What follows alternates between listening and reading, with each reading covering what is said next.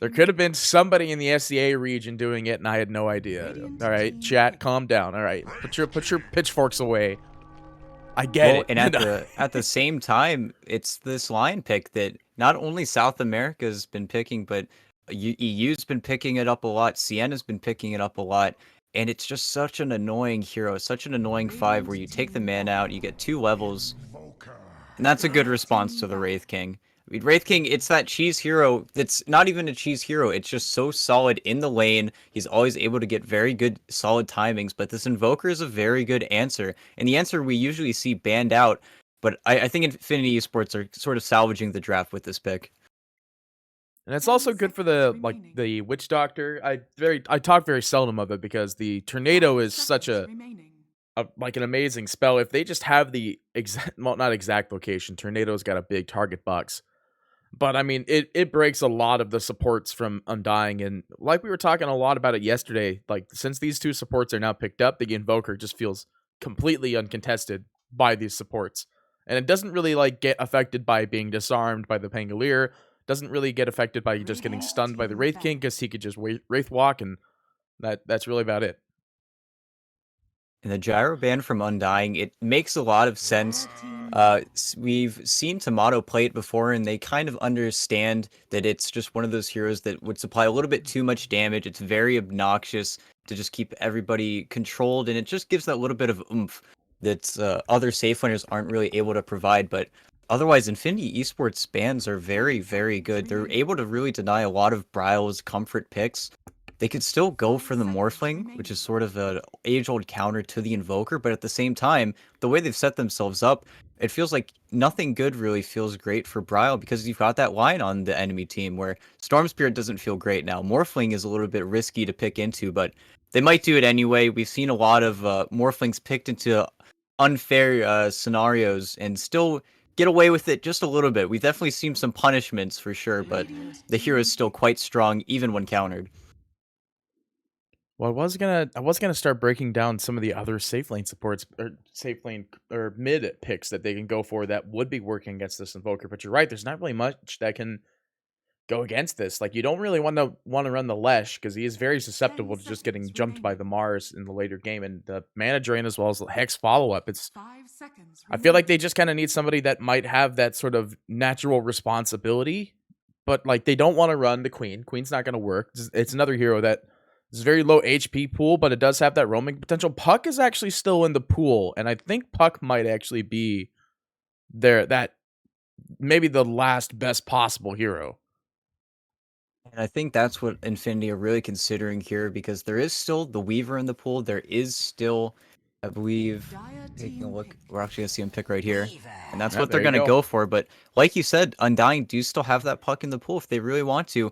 I was considering what other heroes Infinity could pick up because Weaver doesn't feel great versus Puck. Weaver versus Pango is even a little bit risky, but otherwise, Weaver does have a very nice matchup in this game. He's really able to get on both supports. Bounty Hunter doesn't do much versus him. It is a little bit annoying in lane, especially the early levels. If you do get slowed up by that lucky shot, the Bounty Hunter does, he just clicks you. He's very, very obnoxious. But now, Bryle, with this last pick, I'm not sure. I feel like if it's not the puck, they could go for the Queen of Pain, which we've been seeing quite a bit. Some very good burst for the Weaver, and it forces him to go those items we don't you don't usually like to go early. Those early BKBs probably won't see the Manta, but at the same time, Undying could also switch the draft up and go for maybe like a Bat Rider mid, which is very uncontested if they wanted to. Lanes versus the Invoker extremely well and gives you that secondary lockdown. Or they could just throw it all topsy turvy and just pick Axe.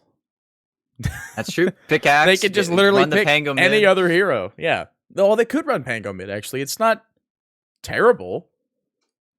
It's a little bit rough versus the Invoker just because he more or less guarantees the EMP landing on you with the Cold Snap. It's a little bit hard to always get it off, but Well, they're I down to their think, last 9. I still yeah, feel like Puck is the safest answer because it's a good response to dropping a Mars Arena down. There's no real contest to the Invoker. And, well, I mean, I don't want to say it's a pick from the grave because he didn't get nerfed terribly, but a double stealth game from Undying with Ricky being their last pick is an interesting one. Well, and it's nerfed, right? We've seen it not picked because of those nerfs, but before in the previous DPC season, that was the answer to Mars. It's a hero that Mars can't really touch. If you're able to get the spear on him, it's great, but he's always able to play on the edge. It's very hard for them to lock down this Riki initially with the lineup Infinity Sports have drafted, and it's a very good counter to the Weaver because you don't want to be buying a 4-stuff on that hero. And again, it's a hero that forces Weaver to buy items that he might not necessarily like, or risk the fact of he'll just die. He'll die in the silence, and there's not much he can do about it.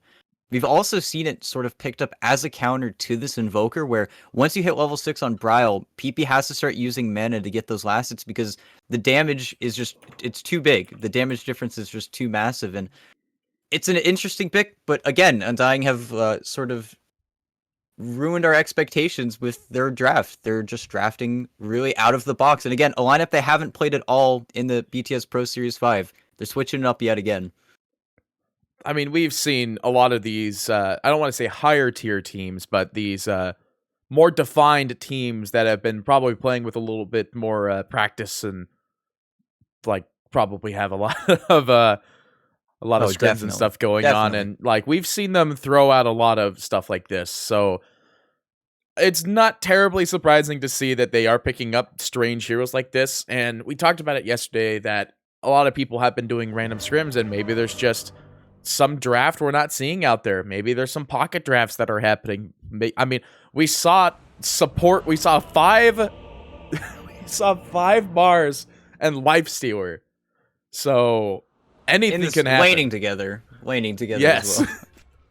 5 Mars and Lifestealer in the same lane. So literally anything can happen. It is the Dota 2 Pro Series. So these pro players are throwing out everything they have, including the longest voice line for Invoker, where he talks about his name being Carl, but, you know, don't know if Carl's going to be enough to take it back, because Riki, like, it's going back to what you're saying. You don't want Weaver to be buying these early items, BKB, Lincolns, even a 4-staff.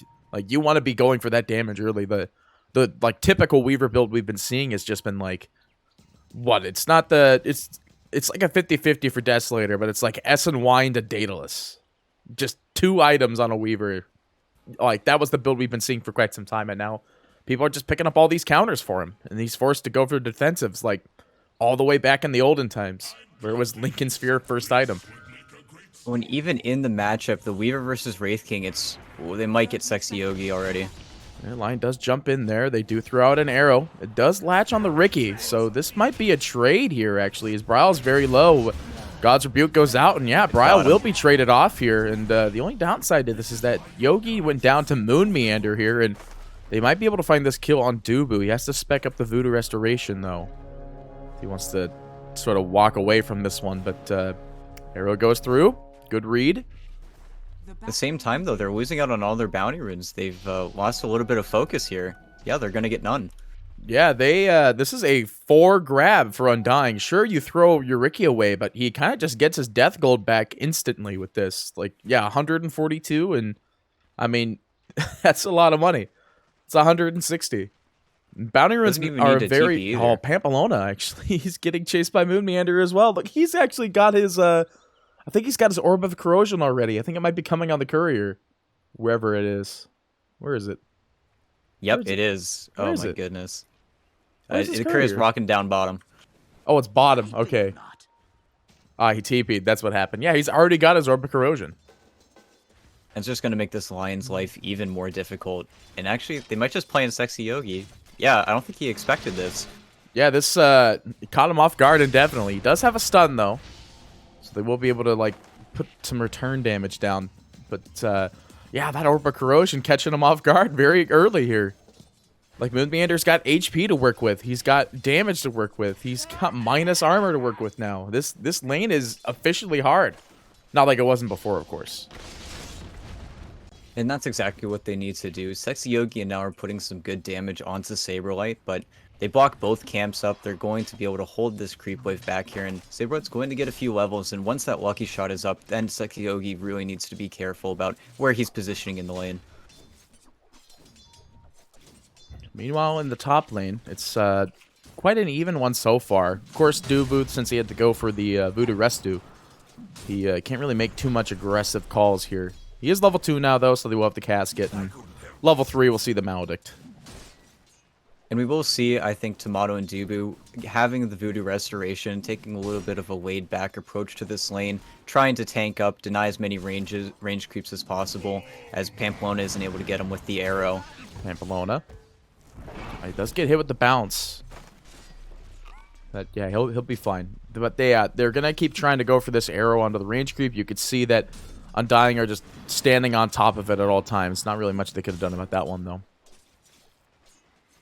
And that's sort of what has to happen, getting the Voodoo Restoration already up. You don't have that level 2, level 3 power spike that you would if you did have the Maledict, but he needed to walk out of that that early situation. Well, after the first bloods, not really too much is going on here. Bryle's actually trading quite evenly in this mid lane with 12 and 4 to 10 and 4 from PP. The only difference is Bryle doesn't have to worry too much about grabbing these bounty runes. Like, you don't really run for the bottle on Ricky anymore. You used to run bottle Ricky if you were positioned for Ricky, because your sole job was to rotate in the mid and do exactly that. And PP is just going to try and force the wave in, get as many ranged last hits as possible, try to keep Bryle not level 6 as long as possible, because this is but pre-level 6, this is a very difficult lane for Bryle. He does have a lot of armor, so he's just trying to get as much CS as he can. I've been watching, I watched them move the courier back, and they had this ward here, so they saw the fact the courier was waiting in this spot, and he just waited it out perfectly. And though you can't be losing couriers this early in this kind of game, too, because all of these heroes can snowball just from that tiny little bit of gold. It might go on Yogi. Yep, they're lining up on him. They do end up getting the swash, and lucky proc. They will end up getting it. Moon Meander does have Invis available, but he is on top of a ward. Oh, just barely. I mean, he could have got the right click in. He doesn't reveal that there's a ward here, however. They will pause for the time being. I don't know what for. It might have been for something involving this bottle pickup here. And it's a nice little play because neither mid laner needs the rune, so Moon, while he's really low, just going to go see if maybe gets lucky, gets a regen rune, fills up Saberlight's bottle, and will be able to walk back. But they're having a very successful bottom lane. Yeah, they got the first blood very early, so Moonmander, it's just going back to the fact that they've got this Orb of Corrosion just kicking so much, and they actually do get this rune. That's insane. Of course, PP as well, not a bottle hero either, so no one in the mid really needs to get it. They just don't want the other team to have it.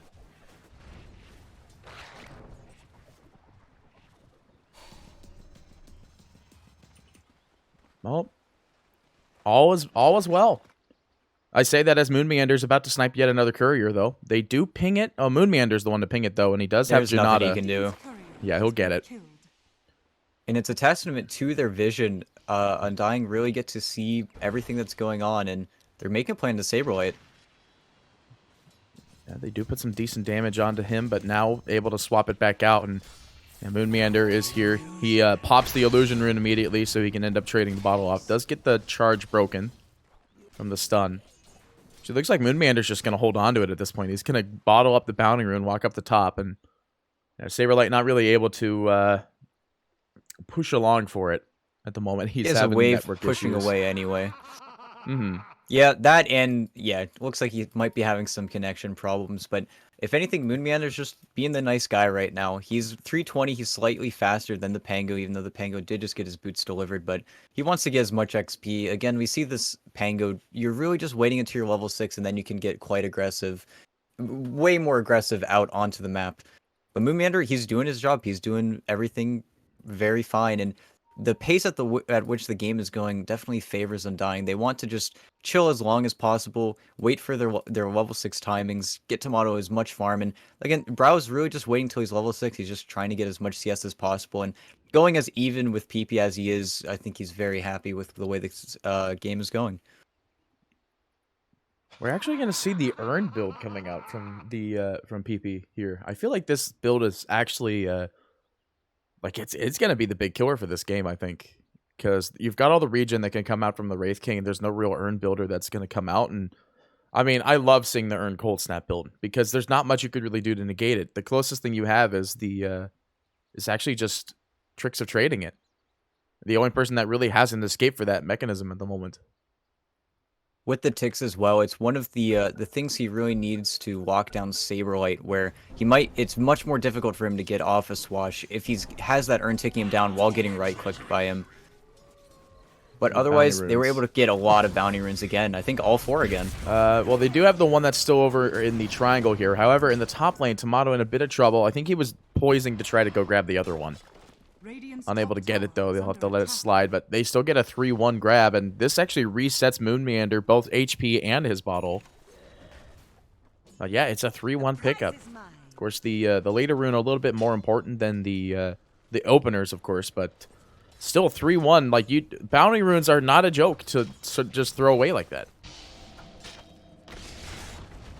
And with the Sentry bottom, they really have stopped a lot of the aggression that Moon can get. He's not able to be too sneaky. They're going to kill it finally. Well, here's the thing. They throw it down. Oh, they got it, though. So Moon Meander can go invis. There's not much they can do about it. They can actually turn. Needs to be careful. And Moon Meander trying to find the jump on him. It's just going to go for now. Does have enough mana to Shikuchi back if he wants. And they do need to be careful. Now is in a precarious spot on Weaver. He's out of regen until his courier gets it to him. But pre-level 5, we always talk about it, this level 2's Kikuchi, it really doesn't feel that great. And whenever he uses it, yeah, they're pinging to go, but it's just a little bit too good position. I think they broke the salve. I heard a salve go off. And I think it got broken immediately. Moon Meander's invis again. He's hunting. He's waiting for the courier on the fly back here, but they're actually going to see it if they send it down. And if he sends it up, obviously he'll see it too. And this is massive. Bryo just got level 6 and a DD rune, so now PP, his lane's over. Well, it is going to be purged, though, with the tornado. Okay, perfect. Because now it's so much more difficult for him to ever get lasses than bottom. I look away for 1 second, and he does go down. Saberlight does have enough wand charges, so he won't actually get dove upon there by now. You see the Moon Meander's just still stalking this courier, but it is gone. Might be looking to try to get some early engage, but actually Moon Meander walks into the jungle corner side here. All the way around. Yeah, not really much that he's able to really get down there. Oh, Saberlight, he might try to... Ooh, he was close. It's this ward. This ward is giving them just so much information. They don't know, however, that Pamplona has TP'd. They didn't see it. At the same time, Dubu is here. He is, in fact. They've rotated double down supports. Dubu is level 2, so we got that Mach 2 Maledict. And all we really need is a good cask, and Saberlight's already 6. Like, we're 7.5 minutes in, your offlaner is level 6 in comparison to their offlaner. Oh, never mind, their offlaner is actually way more ahead. And that's just the sole fact that Tomato did have to vacate the lane. He doesn't want to be in a position where he could die, and Little Boy is having a relatively free time in the top, but they want to fight bottom. They want to kite them out. That's why Saberlight did his little self-pull there, and... Ooh. It looked like there could have been something going on there, but...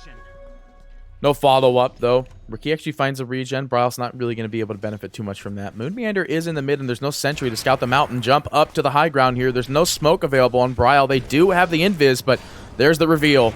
It's a very good value opening smoke buy-in, and for some reason, Tomato tipping Little Boy. Interesting. But maybe just sitting, watching him denying creeps, but they're actually going to make a play on him top. Yeah, this is that tip, I guess. They come in, Saberlight's pumping the roll, and Spear's not going to latch, but Saberlight with no real good bouncing nearby mechanisms here. He's only really going to get one hit into him, and Little Boy, he might just pop Arena defensive, but with Moon Meander here as well, they will get him. In perfect rotation. Maybe that was the tip, you know. Oh, but hang on. Little sensory overload. They got Dubu. Yeah, with that transaction, though, they will be able to walk onto Dubu down in the bot lane in the meantime. But Bryle, once again, will find the pick on PP with the help of Pamplona landing an arrow.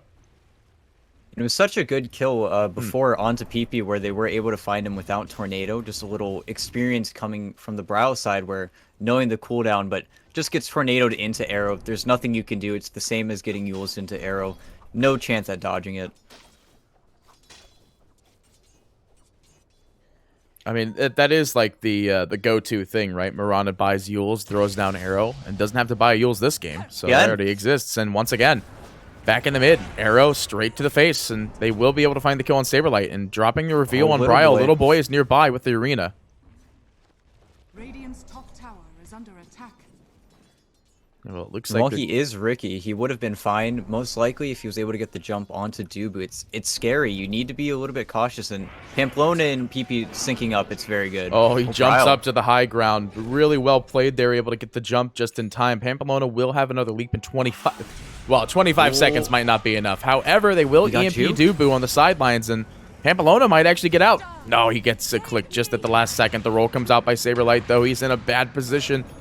Yogi, that is, and you see Moon Meander coming in as well. They're going to mana drain him, but with no mana to steal in the first place, and no extra spells to throw out, and PP's not done. You see him stalking here. Saberlight unable to find the jump, though. Throws out the affirmative. He's like, all right, everyone makes mistakes. And they want to continue to put pressure on this Invoker. Both safe laners want all the attention brought away from them, as you see Tomato just farming up towards that Radiance, not getting the Midas this time around. At the same time, now is picking up speed. He's working towards his Maelstrom, and you'll see him TP to the top lane to try and claim that tower. Try to keep his card alive as long as possible, most likely. But as long as they keep on finding these picks in the mid lane, it's going to keep on bringing a lot of the attention away from that Weaver. And to win this matchup, that's exactly what they need to do. And they're smoking up. They're trying to find Tomato. I mean, with the current direction, Tomato's already TP'd out, but they do find Bryle. This is just an equally as good pick. EMP, arrow, follow up, dead. And perfect from Sexy Yogi, putting the sentry in the absolutely perfect spot. They didn't even really catch wind of which direction he was going, but now they're getting the top tower as well. It's a very clean rotation from Infinity. At the same time, Undying will get the bottom tower, but it's par for the course at this point. I mean, it's a race. That's all that it is. It's like you were saying, the longer that they ignore the Weaver, the more he's able to get his items up and moving, and it's the same thing for Tomato. As soon as he gets the Radiance, though, that's when it gets real scary. Because then he'll just go ahead and farm all over the map. He'll drop the skeletons, then swap back to another lane, and it's as it goes. Speaking of as it goes, though, Moon Meander is going to get reveal, arrow follow through, spear to find, and Moon Meander will get picked off by Little Boy. And we've seen this core matchup before where the Wraith King, if he's allowed to hit the Weaver, he still does half of Weaver's HP. That's something that now can't really itemize for. It's just the way that the matchup goes. But if he can keep on playing on the edges of fights, and they're finding good team fights. Yes, again, arrow, arena, EMP. If they keep finding these picks, Undying is going to start falling a little bit behind. They might already be doing so, actually, as there's a NATO that gets thrown out immediately, and Bryle caught on the sidelines. Nothing they can really do to support them. Once again, Sexy Yogi with this fantastic vision. They kill all of the trees with the Mars ulti, and Bryle just didn't expect that sightline. He didn't really think that he could be found out there. And now, I mean, Saberlight was already walking over, but it's going to be a T2 now. The 5 men of Infinity just syncing up and getting a lot out of this map. Yoki trying to find a cheeky stun there. They will throw out a coconut. Puts in the low, actually, so they're going to roll in on this one. They want to get the bounty on this.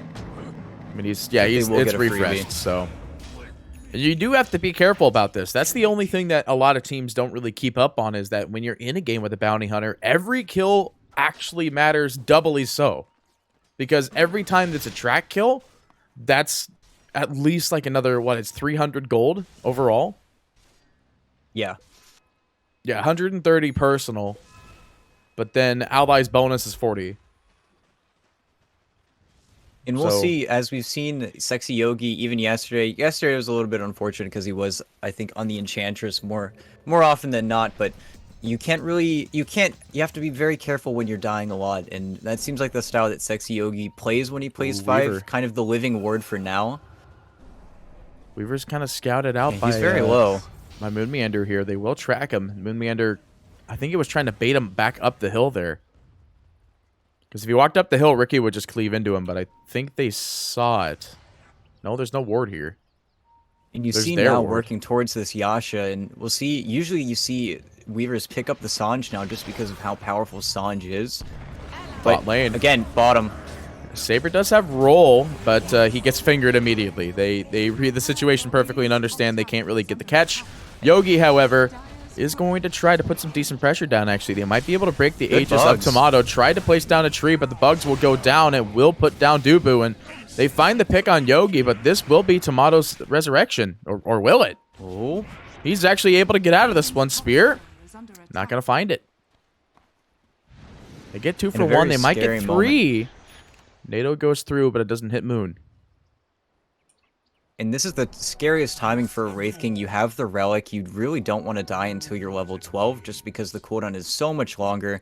But having his Radiance now, I don't think Undying are really going to look to fight. But Ricky is, what, 200 gold away from his Diffusal. And then he's going to be able to really put the pressure on this Weaver. Even right now, Weaver doesn't have stick charges. Yeah, he has no mana. He has Wait a got no second. stick. And Bryle, he's just going to click on him to get the kill, and they get the track bonus. And they might even find Yogi with this, too. The track goes out. The smoke is there. And, I mean, kill or no kill, it doesn't matter. They will undoubtedly find Bounty Hunter as the Yules with the arrow combo. But Saberlight rolls in, both physically and just jumps. And that's what they need to be careful of, because there is that snowball effect. And now Brow's on one of the best heroes to snowball through. Oh no, they're NATO whiffing a goes little bit. through. I mean, still, this is the cold snap we were talking about. Bryle just can't cast any spells, but they are going to be able to find this jump on Invoker, and they get the kill. They don't even drop the death word for it. The disarm's And going to be out. perfectly played from Saberlight. I mean, he had. I don't know if he popped the DD in the fight, but it just felt like it was there the whole time. And Brow finds a regen rune on top of that. So he's just going to be able to put the pressure back up on the map with his Diffusal. And now you need to be so careful. Any kills you give, now that Brow is able to play this, your heroes aren't great versus this Diffusal blade. And if they get track of now, they could run at him, but they might just break on Yogi. Yeah, they smoked up. Yogi does break the fact they know there's a sentry here, but the DD rune is still on Pango. They will spear him out, and the arena goes through, and I think Ricky is just... No, he's just on the inside still. Yules dub, Dubu, he throws down his ult, but with the Yules, it's just... There was nothing Undying could have done there. They lose 2. They try to get Pango. Saberlight's trying to roll out of this one, but immediately in comes Moon Meander, and unaccounting for that damage, level 4, or max level actually in Janata. Well, they're not done yet, Again. though. Arrow. Oh, very close. Very close. And again, in that fight, we see how effective that cold snap can be, but they're not done fighting. Yeah, they Saberlight go has in his roll Viz. still. I mean, they roll in, actually, and Pango trying to find a good target. They drop the reveal as well as the track. Arrow goes through, lands on nobody. PP, I'm pretty he's sure still he's gone. just dead in every way, shape, and form. The casket gets thrown. He is slowing them down for the time being, but Saber revealing his blink. They will go ahead and get the kill, and that was another track kill as well. And this is something Undying are so good at doing. They're so good at baiting Infinity Esports into thinking they can take the fight, but they didn't have Arena. They'd use it to kill the Ricky, and it was great before, but you kite into their jungle. Tomato gets to show up at the perfect time, doesn't even break his farming pattern, and gets, you know, just the XP. He's just around at all times, and now finding the Quicksilver Amulet, this Wraith King is starting to become very scary. I mean, what, he's... Top tower is under attack. Yeah, he's up on the top of the net worth, and we've only really seen him team fight once. Now, what's going on here? They're trying to take over the triangle, and again, this is just a testament to this matchup, the Pango versus Mars, and why they pick it. You get the Blink Dagger, and if you're able to start the fight off with the roll, Infinity really can't fight up versus that yet. They've been doing some very good kiting out versus the Rolling Thunder. You saw PP juking around that one spot where Pango literally couldn't touch him, but they have to be so careful here. Saberlight pumping the roll. Dire's I mean, they've got the bottom tower blink, is too. under They're attack. pinging that they have vision here, and then, well, they throw down the sentry, so they know at least that's going to get dewarded, but with, I think with all Moon. that time, you see all the creep pressure. Yeah, Moon Meander, though, playing a little bit with too much fire in the back lines here, but it will line the it up for supports. Saberlight to roll in here. They will just ping-pong off of these supports here, and Yogi will be the first trade indefinitely. Bryle looking for a blink strike, but it might need to be a watch out bait for as the well, Mars. because Yogi does have the Yules, and he will throw down the arena, but the spear will not latch. Bryle is able to blink out of the arena while Tomato just stays inside, clicking down Little Boy, and out goes the Witch Doctor Death Ward. They will be able to find the kill on Bryle with the help of Pamplona damage. Oh, he's not going to pop, though, Little Boy. He's in the base. He'll be perfectly fine. They will get the tower, Radiant's middle but now needs to be careful here. Tomato, he can't just find a cheeky stun, but he's got enough mana for more Shikuchis to get out. But still, they're losing a lot off of these transactions.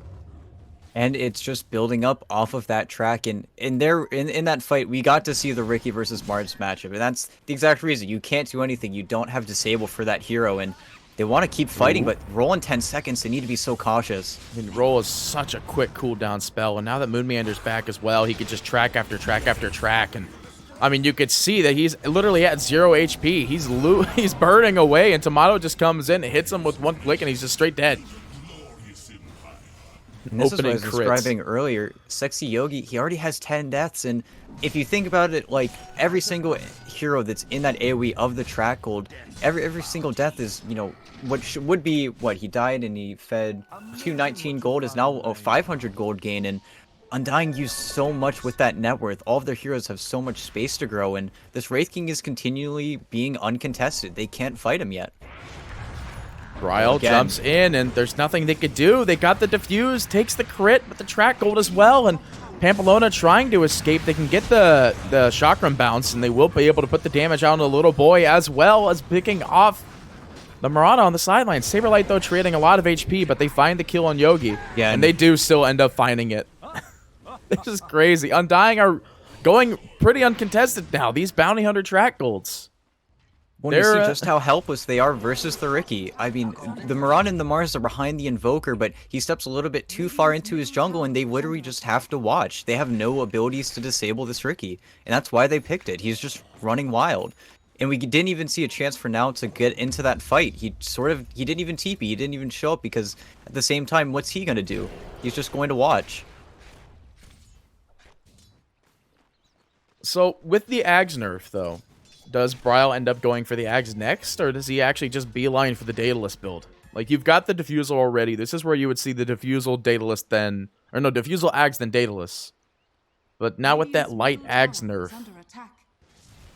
I believe he's most likely going to queue up the BKB, just so that way we do see one of the few ways he dies is if he gets hexed, if he does get comboed down with the Cold Snap and he's not able to use his abilities, but... I also know that Bryle is a player that doesn't like to buy BKB when he's ahead. He likes to buy these stronger items, but just to pick on Dubu. It's a good pick, though. He had all of his abilities available. They do have to track out onto Mars, and Saberlight jumps in immediately. They do throw out the Tornado. We'll disengage this for a time, but little boy definitely going down here. Bryle is able to find the kill. Pamplona is going to jump off to the sidelines. Mars going to buy back, but the roll-up is going to save Saberlight from dying, though Bryle is burning away. I believe, I thought there was an Aghanim Shard on that one, but no, it's not quite yet. It was just the Sentry, and you see Moon Meander trying to click into now, but they will throw down the arena. Tomato unable to get inside. He will lose the first life. Disarm's going to go out. The arrow goes through. It does still land, but, I mean, Moon Meander not really afraid. They're going to keep on poisoning to run at him. Back. Yeah, they're going to do it again. They do throw out the Tornado, but Dubu is here. He bought back for this. Did he? Yeah, he did. He bought back and able to put down that casket. Now he's actually in the wrong side of the river here, but I mean he showed off the BKB in that fight there, and that helped him pretty effectively there to live in that whole entire team fight, not getting stunned by any of these spells. Well, and that was your 10-second, and while you were able to get a lot, you were able to focus down Bryle without really any worry. You still need to be so cautious now because you don't have a solution to this Wraith King. You need so much more net worth to fight versus him. And little boy. And if they roll up on here, and I mean, little boy bought back for this. If he goes down, that's a long death timer, and I'm pretty sure he's just dead to Maledict. The burn damage will confirm it, though. Radiant's middle tower is under attack. When you see he's trying to get that Blink Dagger now, and that's why Saberlight rushed it. That you see why he got the Blink Dagger before the Yules in this game. He just knows how important the initiation is, and that's the matchup. If Mars can start the fight before Pango can really get anything going, then maybe Infinity Esports can win a team fight. But now, all their eggs in the Mars basket. We saw it yesterday when Tavo was playing it. It's such a difficult game for the Mars in these situations, and now Undying are just snowballing. Going to be able to get this Aegis most likely onto Bryle, and now you have to fight for 2 lives of the Ricky, and he's got the Eggs queued up as well. Yeah, he actually, okay. He's still going Ags. All right. Track, though. The roll-up from Saberlight. Oh, that was a good one. I like that. So this whole mess is all your fault? Oh, Just all perfect. chat lines. I love him. Just perfect. Dire's bottom tower is under attack. I think the other good one from Pango is the "That's how it's done" one. That's definitely the good one. It's very all of Pango's. I mean, Pango is just Pango is that kind of hero. He's got that natural back sass. in addition to just being so annoying to play versus. Nobody likes getting stunned, but now Saberblite's getting boots of travel, and it just feels like Undying with the 13k gold lead, they're gonna continue to spiral out of control. In the meantime, Infinity, they need to do so much to get out onto the map. The vision advantage from Undying is so great. Doob is the only hero that's really been able to get picked off, and Doob is even bringing the mid creeps over to Tomato while he's farming the Ancients. I mean, they can't contest anything. It's like you know that they're in their triangle. You can see them very clearly. This is also the cart wave, so no roll. They find now there's a casket. It still bounces. They don't know which direction he's going. Well, I say that, though. Yogi's actually the primary target here. Bryle is going to be in trouble here, though. He does have the Aegis, but Saberlight's here with the roll-up, as well as the follow-up actual roll. And the Yule's combo roll is going to be there. The damage is going to be there. Now gets stunned up. He's just straight dead. Crit to the face by Tomato. And the Silence Diffusal combo out on the Marauder. Not able to save him with the stun there coming out from Yogi. Saberlight looking for a lucky proc. That's just unfair indeed, as Saberlight chasing down Yogi under the tower. While Mars, over in the Dire Triangle, will cleave a courier down, but Bryle is hunting him. I wish you could see my cam right now, Pete, because my mouth is wide open. Saberlight is so good at Pango. That was insane. He did it perfectly. There's no other way he would have gotten that kill otherwise. And they get more. They got Little Boy in mid. And you see they're pinging the waves. They're trying to get him out. But at this point, Undying get to play all three lanes. The gold lead isn't stopping. And it's feeling like this is just going to be an easy win for Undying. Yeah, there's no real contest for this mid tower. The closest thing you have is Mars blinking in with Arena, but he's nowhere close to that. And that's their best opportunity for them to really make that sort of comeback, is a blink initiation. But they can't. Like, they did get the Aegis off, so there is proof that they could still kill this Riki. But that's just the Riki. And at this point, it's not even a big aspect of the team fight. It's just Pango. Saberlight just continuously going in on you. I mean, this is the big thing about Pango. This is why everyone's picking him up so much in this tournament, is because it just offers so much utility in the form of damage. They will find the kill on Dubu, however, and the BKB is out from now. The Bash goes out, and Tomato trying to keep up, but he does have the shard, so he's not going to die with... Well, he's not going to lose his life. Sunstrike goes out. Will whiff. But with that, with Tomato's life going down there, I imagine they're going to reset, maybe farm up the triangle a little bit. I mean, again, Undying, they have free reign to kind of do that. Sure, they lose Dubu at the tower aggression, and the roll doesn't really amount to anything. I say that, though, as they immediately amount to it by killing off Yogi within the literal second that I spoke those words. Tomato's got to be careful. 5 seconds on his ult. Bryle jumps in, though. They find a good smoke. The buyback out from the Lion is quite unexpected here. Saberlight is going to be lifted up, but he has his own Yules as well as Curl Up. And he's going to have to use it, which will result in Tomato actually being one speared here. But now, caught in the smoke, he's going to be going down, and Yogi, a dieback from him. And Undying, they're not done. The roll-up, the actual roll, is still available for Saberlight. He's going to roll on in, and they'll find this kill on PP here with the bounces out from Moonyander. The follow-up on Little Boy as well, and the crit coming out from Tomato underneath the fountain, and that's a 5-man team wipe for Infinity. Well, and we see again, time and time again, they make Infinity feel like they can take the fight. They buy back on the line, they get almost the stun onto Saberlight, which would have resulted in his death, but he barely gets the Yules off, and the fight turns on its head. Brow's kind of stuck in the base right now. But you see, whenever these BKBs get kited out, the Weaver, if he gets smoke clouded, there's nothing he can do. If the fight drags on, Undying are just so comfortable in this draft. At the same time, Tomato, it's never felt like he's ever going to die that second time. They always have to blow so much to kill him, and I think it's just a waiting game now for when Undying want to finish this one. I mean, they're not even going to wait for Aegis. There's nothing to wait for. They're not afraid. Mars Arena's not going to do anything. They do put Tomato's mana down to 0, but, I mean, it's going back to the fact he's got the shard, so Saberlight rolls in. Oh, There's the wow. Aghanim Scepter. I forgot about that part of the Ags the whole entire time. They find the kill on now. There's no buyback for him, and Yogi caught on the sidelines. The roll up to deal additional damage here, goodness. and the smoke, the follow up with the death ward or the. I mean that's just game. There's nothing you can really do here. It's just the Saberlight show. It's just perfect. I don't think they.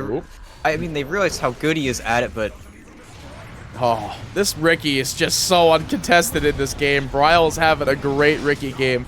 This is pretty low here, actually. He wants to be careful in case of Sunstrike, but there it is. It does hit him, obviously, but they trade with 3 heroes, so. and they are a little bit ahead of themselves. They will have to do the awkward thing where you have to go back and kill a tier 2 tower, but 31k gold lead at 30 minutes. It's really feeling like there's nothing that Infinity can do at this point. The window's sort of gone. All they can do is try to drain up the mana of Tomato, but now that he has BKB, dying that second time is pretty much impossible for their lineup. I mean, it's hard enough for him just to die the first time at this point. They expend so many resources just to kind of burn him down, and I mean, now with the fact that the Aghanim free, oh, again, Saberlight rolls in. Bryle was trying to find a cheeky smoke, actually, but Bryle jumping out of that one. Saberlight might be in a bit of trouble here. Does have the Yules and roll up. We'll start the roll, or the Yules at least, and he actually gets fingered. All right, well, he will go down, but now at least trying to find some trade into Dubu here, trying to hit some initial damage, but Pamplona playing too aggressively, gets hit with the smoke and the follow-up by Ricky, and Little Boy going to go down as well. They can't even expend the first life, and Sexy Yogi misses the stun. The Sunstrike goes through. Tomato at least maybe trying to put an aggressive light down, but he had a blink dagger. He could have blinked out of that tower right click, but I don't think there's not much Undying really care about it. It's 30 seconds. They'll be back and ready to go, assuming the game doesn't end right now. Yeah, he doesn't mind, and it's a great try from now. I mean, he's trying to do so much in these fights. He's trying to play on the back end of Undying, but it's just a little bit too soon for him. And you will see them switch to the top racks. It's just an easier objective to take, but at the same time, Moonmeander TP's back. There's not really a care in the world for him. He's actually just getting chased by now. This is getting chased continuously by Moonmeander. And Bryle actually TP's back too. They might bait this ward. Or the bounty room. I want to try and get him. He didn't have BKB. It's coming up just now, but he already hit the swap. He will just have to pop it. Yeah, he BKBs. There's no reveal for him. He's just gone. And again, you're already kind of done out of top. Tomato's just going to continue to farm up, and you force out another BKB, and that's a 5-second BKB now on now. It really just feels like Undying just played this lineup perfectly. PP needs to be so careful. Oh my gosh, they're actually going for him again. They're not. They don't want him to have that free advantage here. There's the reveal, the Yules. He does have another lapse, but yep, he drops the lapse. We're expending a lot of resources here for this. They're buying a lot of time, and actually the rest of Infinity are here under the moonlight. They see Saber, but again, no blink on Mars. You don't have initiation. They might run into Moon. Ooh. Oh my goodness. Again, they find him. They've got the reveal, but I don't think they know the rest of the team is actually here, but actually gets skewered out of the arena by the spear, and Bryle able to jump out in time. The Sunstrike does go through. They find this kill on Bryle, but they're looking for more, and Little Boy goes down. Pamplona falls, and Sexy Yogi will fall as well. But here's the thing. Oh, never mind. Yep. I was going to say, nothing. They bought so much time. Maybe they're not going to just GG immediately, but they drop it. GG Feo from Tomato, and 40k gold lead at 33 minutes. I mean, it was such a strong showing, and it really just comes down to, it's the Saberlight show. Teams have been banning Pango versus him. They haven't been picking it reliably either, though. And that's the power of Undying. We talk about how deep their hero pools are and how their expertise on each and every one of their matchups. It just felt like Undying's draft was way more well-rounded. Even with the first pick Bounty Hunter, they made it work. And, I mean, he just owned this game.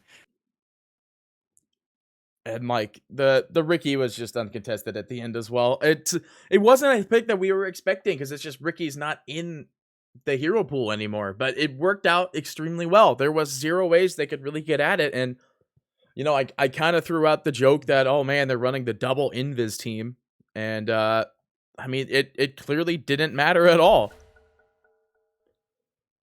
But and we see we get to see that just how strong Undying are. It's really crazy to see how good one team could be at Dota. It's very fun to watch.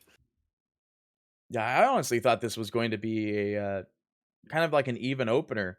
To be fair, they did put up a pretty decent fight in the early game, but they just couldn't carry over. And I really hope I'm seeing this wrong. Does Invoker really not get any of his talents?